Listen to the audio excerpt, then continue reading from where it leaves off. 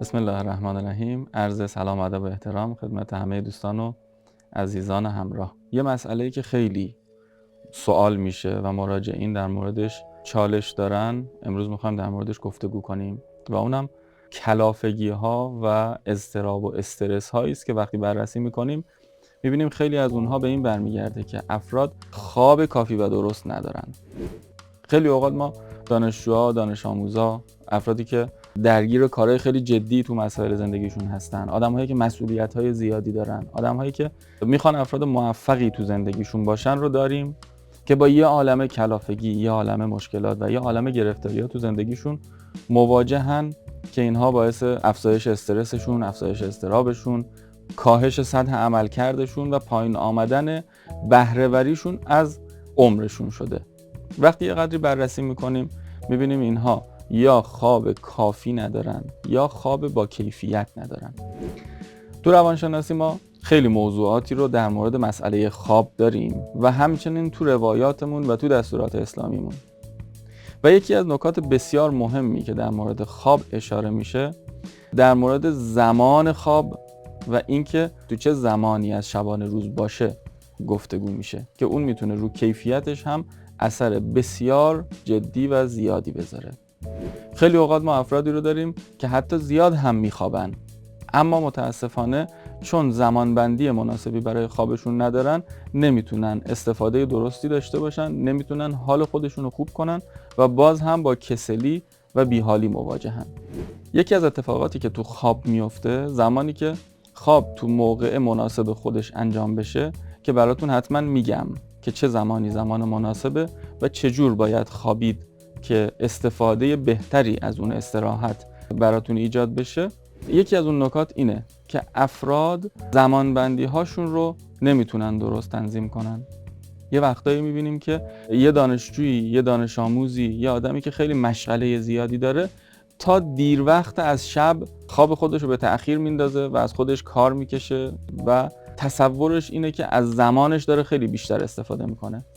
فکر میکنه باید تلاش بیشتری بکنه برای اینکه استفاده بیشتری ببره و تا جایی که توان داره به اون کار ادامه بده. مثلا درسشو بخونه تا ساعت 2 شب، 3 شب، بعضی وقتا میگه من باید درسمو بخونم تا اینکه بتونم از زمانم استفاده کنم، شاید موفق تر عمل کنم. اما حواسش به این نیست که وقتی که تو این زمان پایانی توانش هرچی که بیشتر بیدار بمونه، هرچی که بیشتر از خودش کار بکشه، باعث آسیب بیشتر به خودش میشه. تو علم پزشکی الان گفته میشه، بعضی جا ما تو بعضی از مقالات و گزارش ها میشنویم که خواب ناکافی و بیکیفیت حتی مغز رو کوچیک میکنه. خب این آسیب هاش خیلی میتونه جدی و زیاد باشه. اما اگر یه نفری بدونه به جای اینکه خوابش رو کم کنه یا خوابش رو تو زمانهای نادرست انجام بده، بیاره اونها رو تنظیم کنه تو زمان درست و تو شکل با کیفیتی بخوابه، ریکاوری بهتر و بازیابی بهتری تو توانمندی‌هاش، تو قواش اتفاق میفته. اون وقت خیلی سرحال‌تر، خیلی بانشادتر میتونه از بقیه وقتش درست استفاده کنه و رشد خیلی بیشتری رو براش ایجاد میکنه. گاهی اوقات یک چرت خیلی کوتاه وقتی میگم یعنی حدود 10 دقیقه، گاهی اوقات حتی کمتر، 5 دقیقه، اگر اتفاق بیفته بین روز، چند ساعت ممکنه انرژی به شما بده و بتونه تا چند ساعت شما رو سر حال داشته باشه و بتونید به کارهاتون ادامه بدید. ببینید ما تو خواب یه چرخه نوسانی داریم که تو 45 دقیقه اول خواب افراد به عمق خودش میرسه و بعد دوباره به سمت سبک شدن میاد.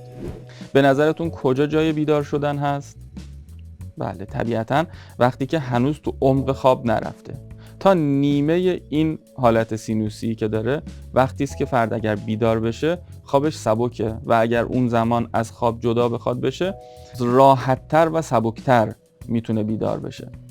مثلا شما اگر خوابتون 5 دقیقه باشه، 10 دقیقه باشه، 1 ربع باشه تا 20 دقیقه خوابتون سبکه، اگر بخواید بیدار بشید این میشه یه چرت زدن خوب و سر حالتون میکنه. اما اگر از اون میزان گذشت، رسید به نزدیک 45 دقیقه و به عمق خواب رفتید، به اصطلاح شاید اینطور بگیم که روح از بدن شما فاصله زیادی گرفته، اون وقت بیدار شدن شما سخت خواهد بود و زمان مناسبی برای بیدار شدن نیست. اگر یه وقتی فرد بیشتر از 20 دقیقه و 25 دقیقه به خواب رفته، ما میگیم خوبه بذاره این چرخه 45 دقیقه‌ای بگذره، دوباره برگرده به زمانی که یه مقدار آماده بیدار شدنه، یعنی حدود 1 ساعت و 10 دقیقه بعد از خوابیدنش.